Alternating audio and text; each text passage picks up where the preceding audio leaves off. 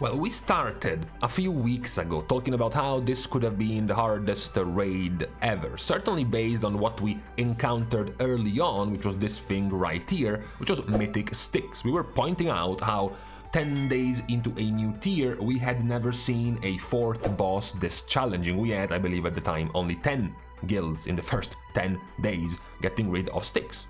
So, as we kept progressing the raid, that was the question on how tough this raid was going to be, especially because not many players had yet realized how tough Sprocketmonger Lockenstock, henceforth known as Sprocket, was going to be, because they were just blocked by sticks anyways. And only after sticks was giga nerfed 1, 2, 3 different times, more and more guilds started getting blocked and stopped on Sprocket. But the news of the difficulty of Sprocket went under the radar. Why? Because right as we were wondering how difficult the raid was going to be, the last boss proved to be a fraud. There was no last phase, there was no secret phase, the boss just flat out died in less than 100 pulls, so the entire perspective of the difficulty of this tier fell down in a rubble, in a pile of disappointment. Now, despite the last boss being very easy, what we can see after 12 days after we talked about that we now have 11 at this very second, 11 kills of the last boss of this raid tier, Chrome King Gallywix. Now, this is still slightly better than our two previous, what we considered the hardest raids before this one in the past, 4 or 5 expansions. We're talking about Amir Jasil and we're talking about Sepulcher. Sepulcher had 7 jailer kills up to this very moment, and then Amir Jasil had 10 Farak kills at this very moment. So Gallywix is trailing very barely behind Amir Jasil in terms of entire difficulty of the tier so far. So the impression of the hardest tier ever, super challenging and difficult, went down a bit after seeing the easiness of Gallywix. However, further development has perhaps gone back to make players wonder how difficult this tier is, because after sticks, the current situation with Sprocket is still quite challenging. As you see here, we have 157 guilds defeating Sprocket so far.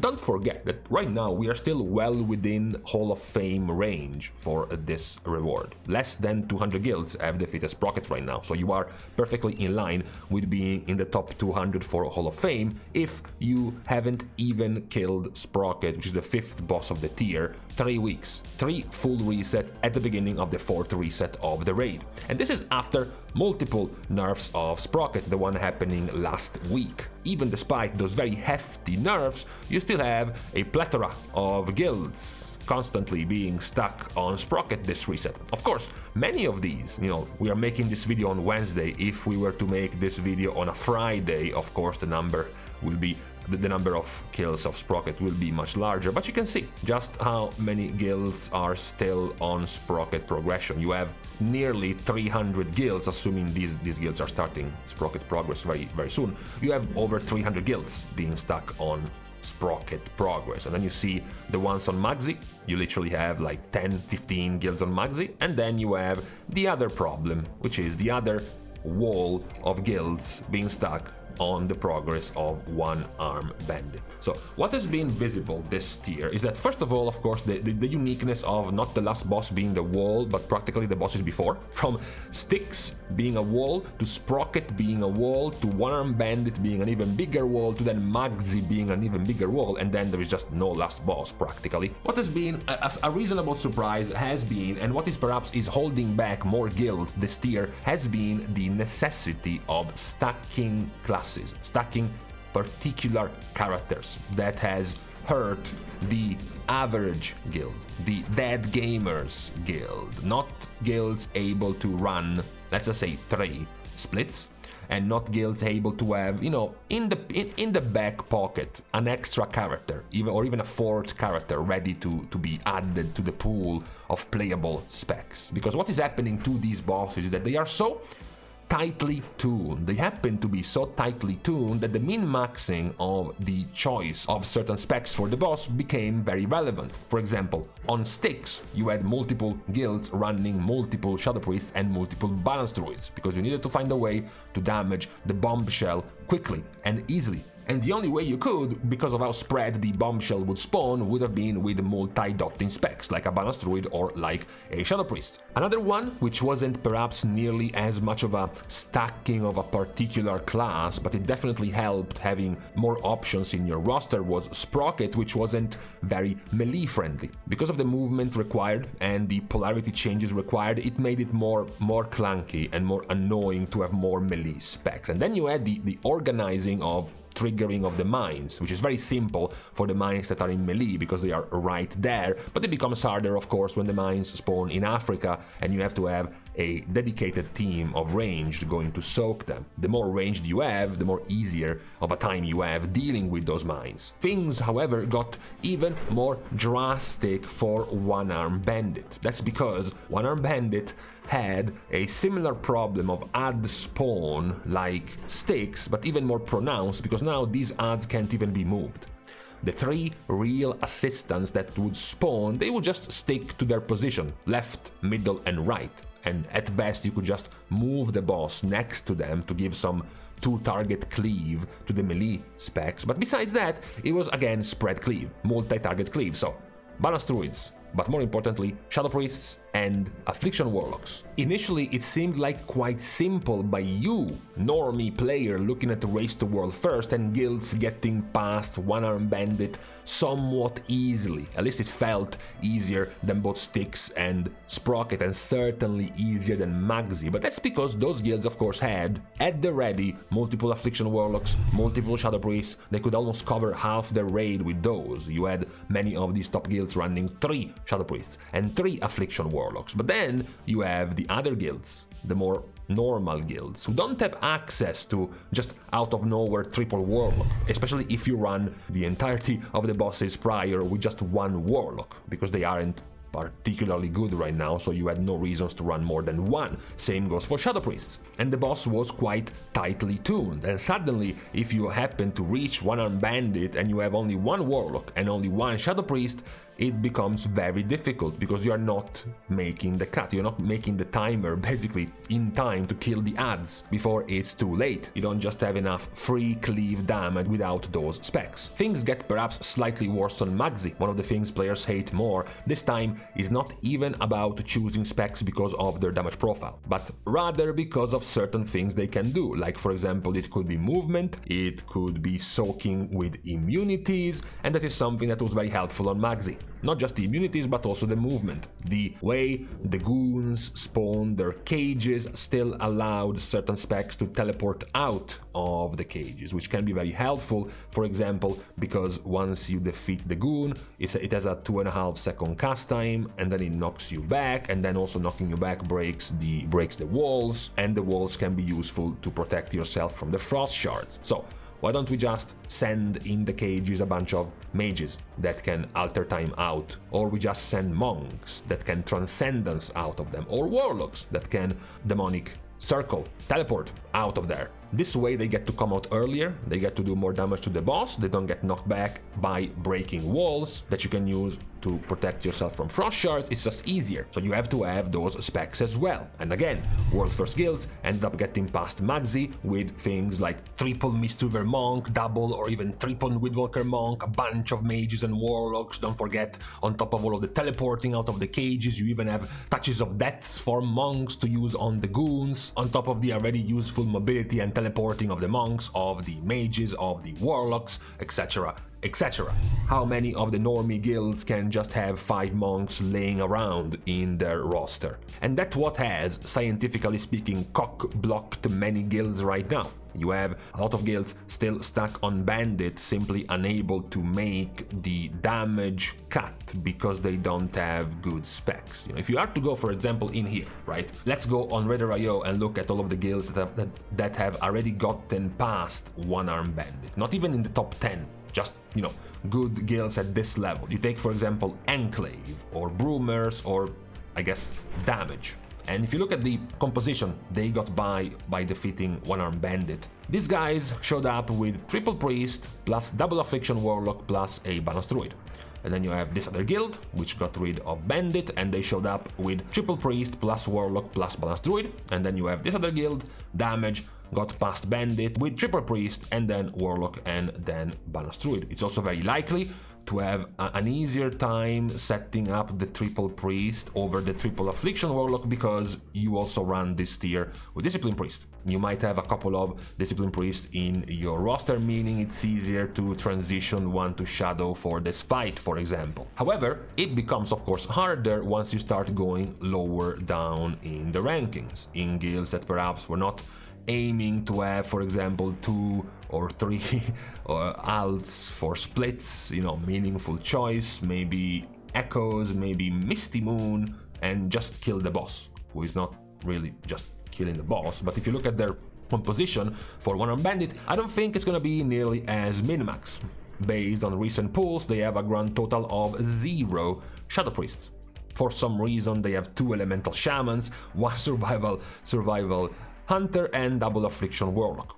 If you move over to this other guild, Misty Moon, in their One-Armed Bandit Progress, in their recent pulls, they do have triple Shadow Priest and 1 Affliction Warlock. No Balanced Druid, but still, at least they have 4 in terms of that comp. Then you have this other guild, Echoes, who is running with 1 Shadow Priest and 2 Affliction Warlocks. It is just less likely for these level of guilds to have that level of, min-maxed composition. This is 1 and 1, and for some reason these guys are griefing running Double Destruction Warlock. And this is gonna hurt you more on these bosses than on the previous ones. These 3 bosses were fine. This one was even somewhat fine in terms of composition, but both sticks with the multi-dotting, multi-spread cleave, as well as One-Armed Bandit, will hurt more the chances of progress. And this is interesting because it's not that right now in this recent reset we have gotten any particular meaningful nerf to One-Armed Bandit. There looked to be possibly some changes to the bosses. Turned out it was a bait for One-Armed Bandit Mythic. It was actually only for Heroic. And even the Mythic nerf of Magzi, the most important ones, the HP nerfs, actually aren't there. It's only a very minor set of nerfs to this mechanic, which helps guilds without as good of a comp to be able to teleport out of the walls, because at least now the Gowl Break can break the walls, so at least you can free yourself by getting broken out from the explosion. But it's still not the ideal way to do this mechanic. You still gain more by having classes that can teleport out before having to wait for this break to begin with. So sure, the concept of this raid tier being super difficult was completely ruined by Galdiwix being a pushover, but the other bosses are a very tough combo. It's very reminiscent of the combo we had in Sepulchre that started from Halondrus. Halondrus into Anduin, into Lords of Dread, into Rygelon was quite a tough round of 4. Lords of Dread was on the easier side, sure. Lords of Dread, I guess, is more comparable to Galliwix right now, so the real set of difficult bosses would have been Halondrus into Anduin, into Rygelon, into Jailer. Now we have Styx into Sprocket, into One-Armed Bandit, into Magzi. And the thing is that this week, without any meaningful nerfs to any of the bosses, particularly One-Armed Bandit and Magzi, the progression doesn't seem like it will progress that much more. The next jump of progression will be next reset, when we should get another 3% damage and healing increase from the Renown faction of the raid, plus another 675 crafted. That is likely when you will have more of an increase in progression. But for now, the difficulty has remained at a very high level, and it is still on track to remain one of the hardest raid tiers. It is still slightly behind at the moment Sepulchre, on track to be as hard as Yggdrasil, and that's just for the last boss, for being able to reach and get to the last boss. For the mid-level guilds, it is proving to be quite harder. Even a reasonable mid-level guild wall in Yggdrasil, for example, Smolderon. By all accounts, Smolderon was a tough boss back in Yggdrasil, right? You do have 5 times more Smolderon kills that you have One-Armed Bandit right now. That's the gap we currently have in boss difficulty between Smolderon and One-Armed Bandit. This is the full gap in difficulty of the 6th boss 3 weeks in. 35 kills of One-Armed Bandit, more than twice more kills for Kiveza, which, you know, Nexus Princess was also a pretty tough boss, and it was coming under the same circumstance of One Arm Bandit, actually an even easier circumstance, because Nexus Princess was only after one hard boss, which was Brute Twister, right? If you made it past Brute Twister, you had Nexus Princess. In the case of One Arm Bandit is there after two difficult bosses, Styx into Sprocket. That is what was cutting the number of kills of One Arm Bandit to be so low. And then all of the other bosses have much higher kills compared to One Arm Bandit. This is less, as I said, it's less of the single difficulty of the single boss, and more so like the combination of difficulty, one boss after the other, which progressively gets you fewer and fewer kills. Why One Arm Bandit has such few kills? It's because Sprocket has such few kills, which is because Styx has gotten to slow down guilds quite a lot, even despite being only the 4th boss of the tier. And as I said, it's not that it is particularly because of the much fewer players engaging with Mythic, meaning that of course you are going to have fewer kills. The numbers are actually consistent with the number of kills 3 resets in of Aberrus, which was the 2nd tier of the last expansion. And even of our last tier in Nerobar Palace, 3 weeks in, it's about 2.9k guilds. So it's similar number of kills entering Mythic. And then later on, it's where we get into a problem. That seems to be the current situation with this raid. We will see, of course, as weeks go by if this trend will continue or just how much Blizzard is intending on nerfing these bosses. But for now, the accusation of being the hardest raid ever is now back. We thought it was gone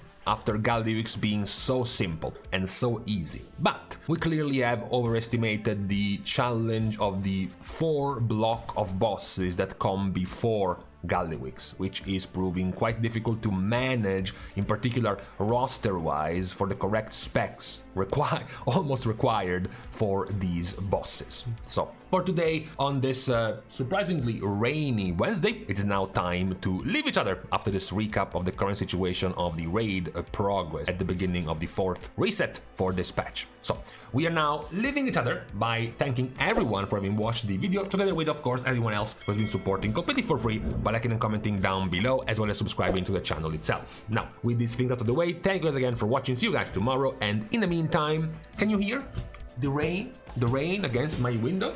Possibly trying to sneak in? Yeah, it's trying.